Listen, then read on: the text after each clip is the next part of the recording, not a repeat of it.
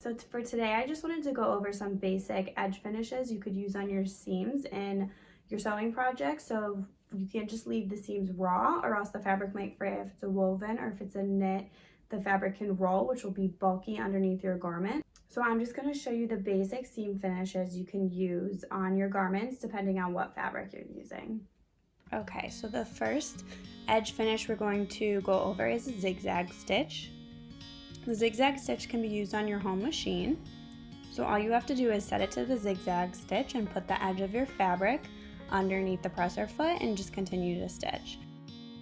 Now you can change the stitch length and width on your machine settings, so just play with the settings a little bit at the beginning to see the width that you want it to be. Now you might want to do the different settings depending on how thick or how chunky your fabric is, but if it's more of a slippery fabric, you might want to do something a little wider and more spread out. So just test it on your fabric before using it.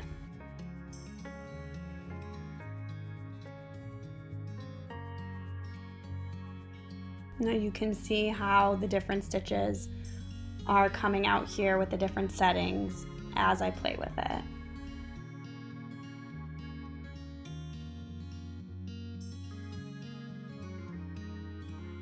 Okay, now here's a rough example of what the zigzag stitch will look at the end. And keep in mind this is the different setting, so it should be consistent going all the way through. The next stitch we're going to go over is the clean finish. So now set your machine to the straight stitch and just bend back the fabric edge and stitch it straight down along the edge. Now bend it back only about a little bit, probably about 1/8 of an inch, and just stitch it straight so you can see that when it's folded over, it's got a clean finish.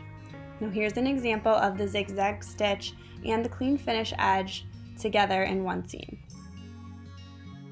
So the third edge finish is the French seam. The French seam is used on sheer fabrics such as chiffon or organza. The first thing you're going to do is you're going to sew a seam. For a French seam, you want to do wrong sides together, so the seam is going to be on the outside. Now when you want to do it, you want to do half of what your stitch allowance is. So if you're doing, for example, I'm doing a 1/2 inch seam allowance, I'm going to do 1/4 of an inch. The next step is that you want to cut down that seam allowance in half. So I'm going to cut it down to about 1/8 of an inch, so it's very close to the stitching edge. Next, you're going to flip open the seam, press it. Then once it's pressed, you're going to flip it the other way so that the seam allowance is enclosed and it's pressed with a crisp edge along the seam. So as you can see that the seam is enclosed inside after it's been pressed flat, and then you're going to stitch along that folded edge at 1/4 of an inch in. So here is the final stitch where it's sewn in at 1/4 of an inch with the seam allowance completely enclosed. So then you're going to open that up, and this is going to be the outside of the garment, so you can press that flat, and this is what it looks like when it'll be done. So you can see that it looks nice from the outside since it's a sheer fabric, and then the seam is completely enclosed on the inside. But do keep in mind that these seams are a little bit more difficult to alter because of the way you cut away the edges and you enclose the seam.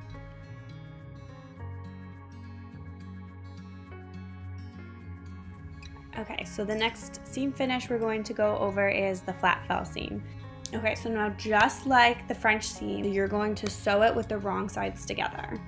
Next, you're going to cut down the one side of the seam allowance in half. So I'm cutting the seam allowance on this right side down to 1/4 of an inch. Okay, now this is what it looks like when it's cut down, so you can just throw away that extra piece. So now what you're gonna do here is you're going to put this two sides of the seam allowance together, and now the longer side is going to fold over the shorter side that you just cut down. So you can see what that looks like here. So you're going to press it so it folds over like this, and then we're going to flip it over so that folded portion is enclosed. See how I have it pressed here? You can see it's open, but I have the longer side folded over the shorter side. Then you're going to flip it up on the other side and press it so that the open side of the fold is pressed down to the fabric. Now this is what it looks like pressed down. And then next you're just going to sew a straight seam on top of that edge side. Okay, so this is what it looks like when it's finished. So it's all enclosed and everything is stitched down. Now make sure your seams are straight when you're doing this. Mine were a little bit off. And this is what it looks like on the inside. So the 2 rows of stitching will be on the outside. Okay, so now the last edge finish we're going to go over is the serged edge. Now you have to have a serger to do this edge finish. So this is my serger. You can see how it has the 4 spools of thread that go into one machine. Now threading these machines is a very big process, so you should practice it a few times. Practice threading it, read the manual, and make sure you have it right before you stick your final fabric through. So practice it quite a few times.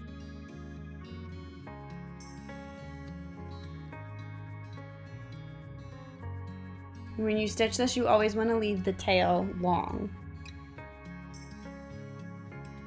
This is what it looks like while you're sewing. See how it has the 2 needles stitching through with the 4 threads, that 2 go through the bottom and 2 go through the needle. Okay, so now this is what the edges look like on the front and the back when they're serged.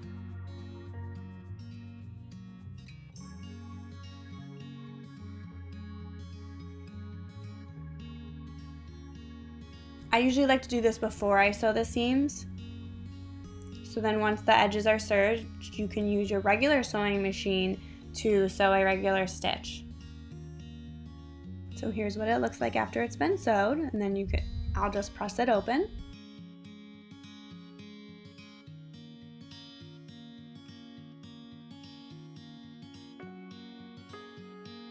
And then here's the final product.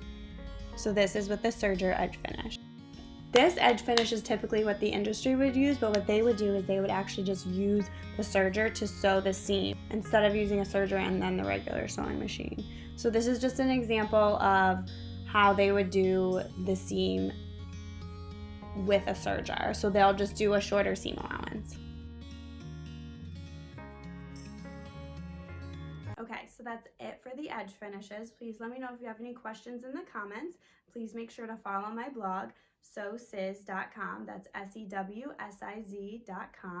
And follow me on social media.